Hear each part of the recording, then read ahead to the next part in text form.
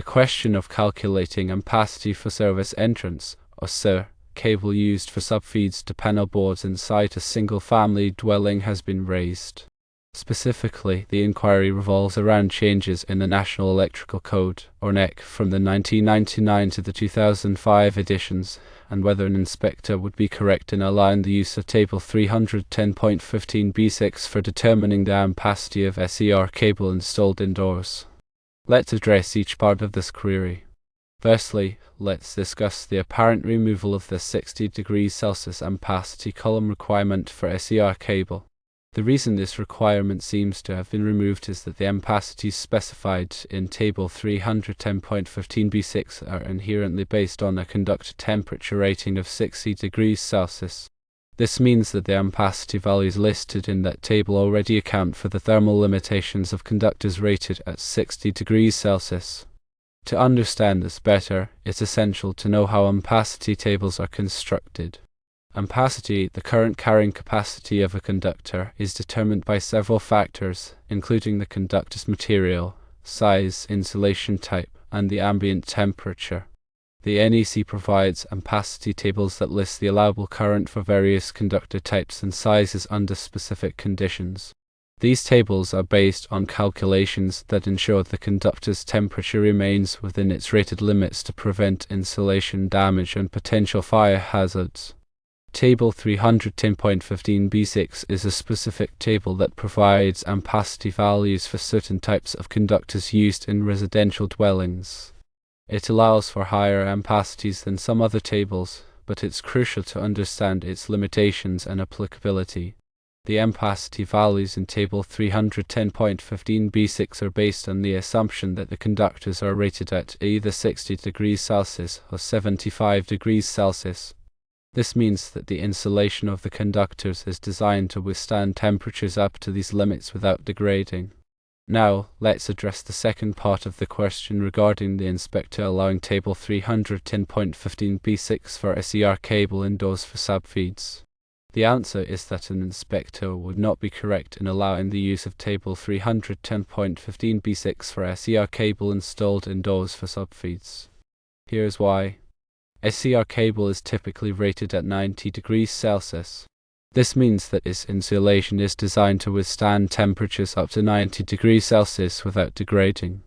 Table 310.15b6, as previously mentioned, is intended for conductors rated at 60 degrees Celsius or 75 degrees Celsius.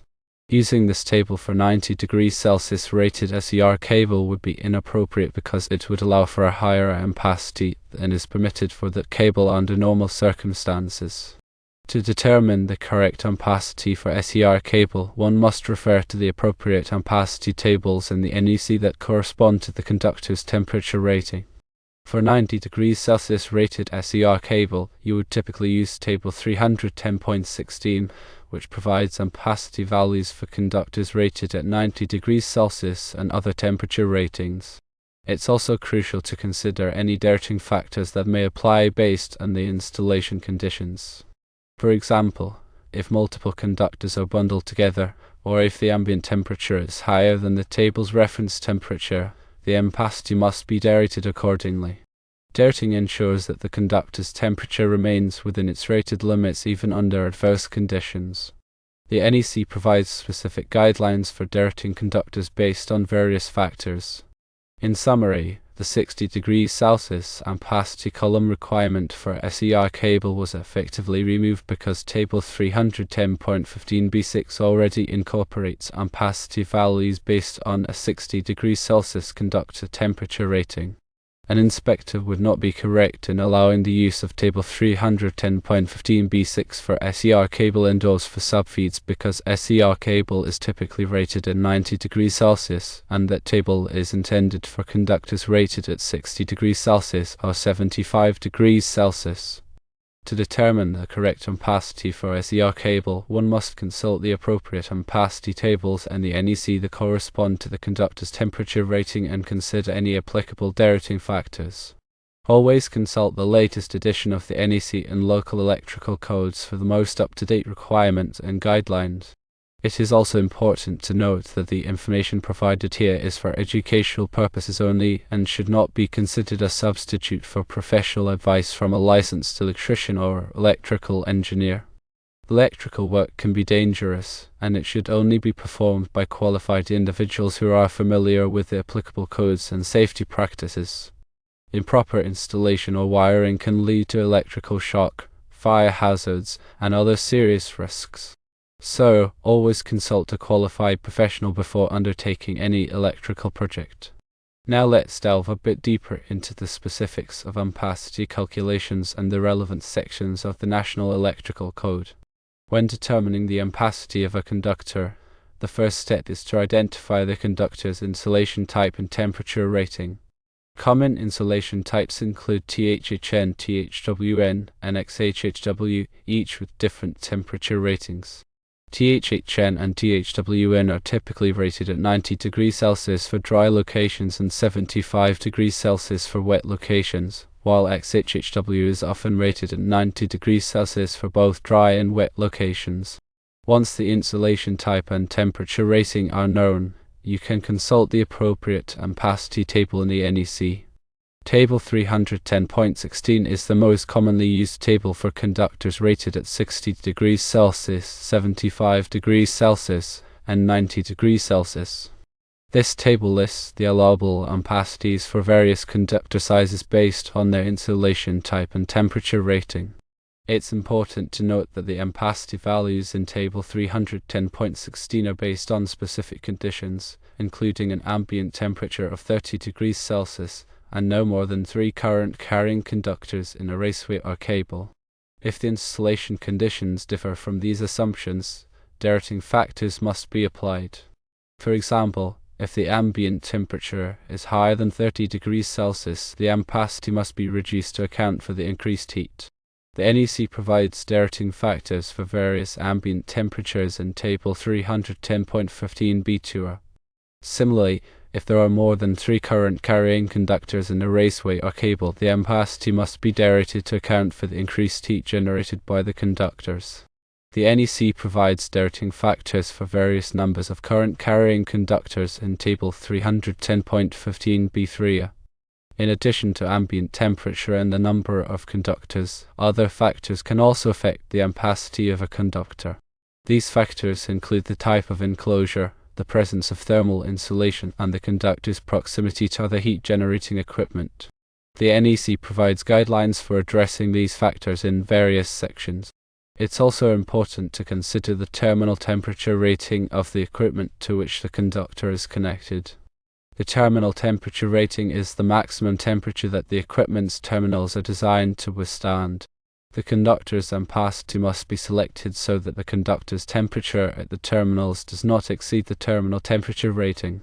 The NEC requires that conductors be sized no smaller than necessary to carry the load and to ensure that the voltage drop does not exceed 3% at the furthest outlet.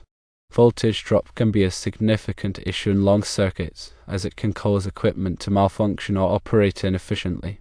To minimize voltage drop, it's important to select a conductor size that is large enough to carry the load without excessive voltage drop. The NEC provides guidelines for calculating voltage drop in Chapter 9, Example 12a. Let's consider an example of how to calculate the ampacity of a conductor. Suppose we have a 12 American wire gauge or AUG copper conductor with THHN insulation installed in a dry location with an ambient temperature of 40 degrees Celsius, and there are 4 current-carrying conductors in the raceway. First, we consult Table 310.16 to find the ampacity of a 12 AWG copper conductor with THHN insulation in a dry location. The table shows that the ampacity is 30 amps. Next, we apply the ambient temperature diluting factor.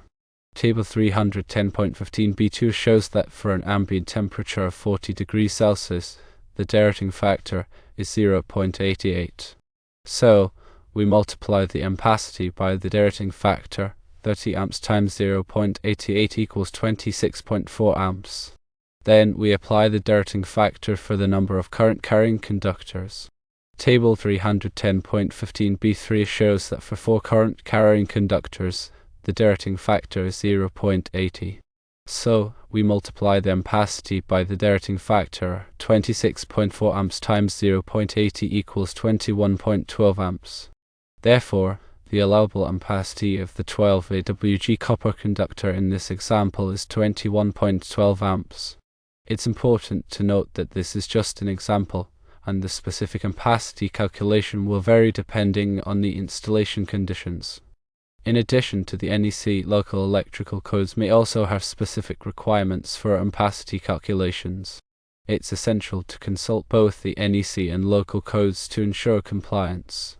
Electrical inspections are conducted to verify that electrical installations comply with the NEC and local codes.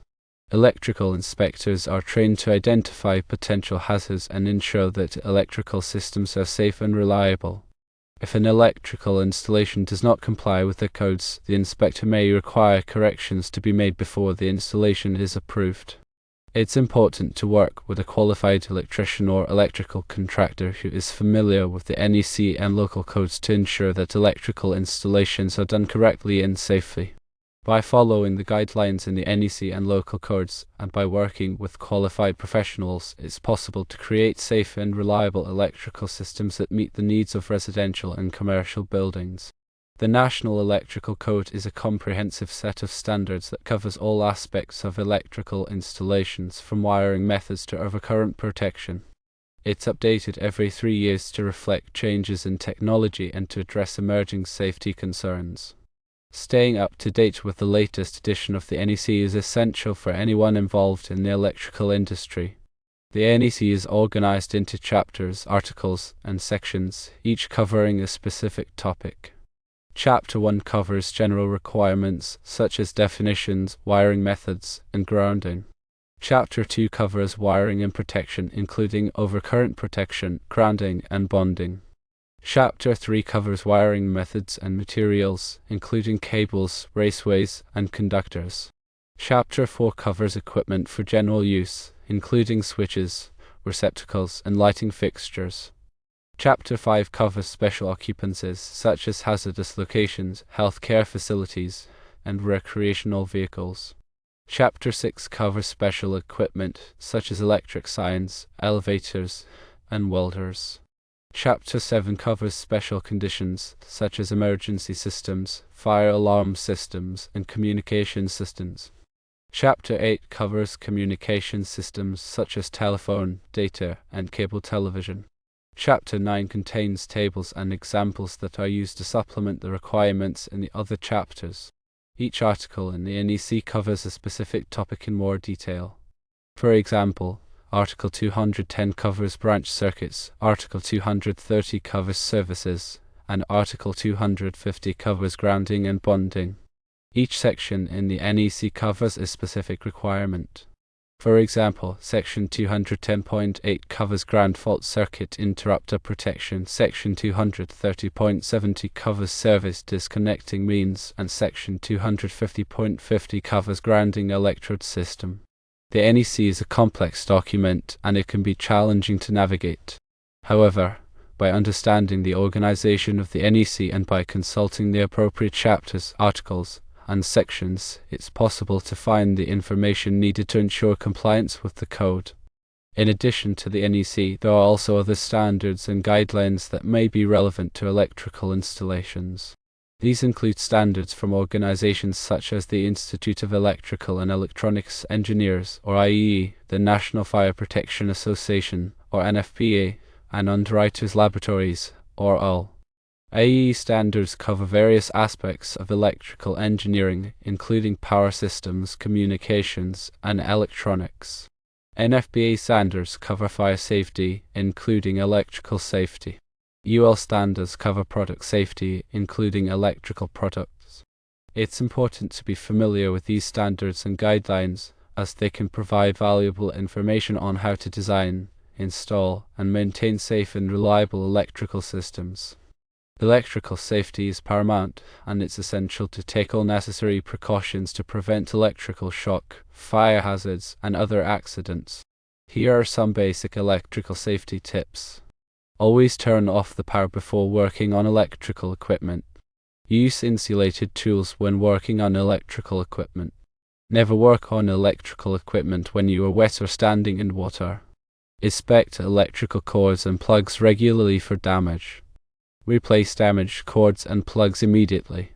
Use ground fault circuit interrupters, or GFCIs, in wet locations such as bathrooms and kitchens. Never overload electrical circuits. Use extension cords only temporarily. Keep electrical equipment away from flammable materials. Have electrical work done by a qualified electrician. By following these basic electrical safety tips, it's possible to minimize the risk of electrical accidents. Electrical technology is constantly evolving, and there are always new products and techniques being developed. Staying up to date with the latest advances in electrical technology is essential for anyone involved in the electrical industry. Some of the current trends in electrical technology include smart grids, renewable energy, and energy efficiency. Smart grids are electrical grids that use advanced technology to improve efficiency, reliability, and security.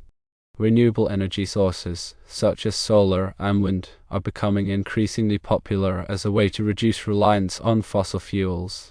Energy efficiency is becoming increasingly important as a way to reduce energy consumption and save money. By staying up to date with these trends, it's possible to take advantage of the latest technologies and to create more efficient, reliable, and sustainable electrical systems. The electrical industry is a dynamic and challenging field, but it's also a rewarding one. By learning about electrical theory, practicing safe work habits, and staying up to date with the latest technologies, it's possible to build a successful career in the electrical industry. Remember to always consult the latest edition of the National Electrical Code and local electrical codes for the most up-to-date requirements and guidelines.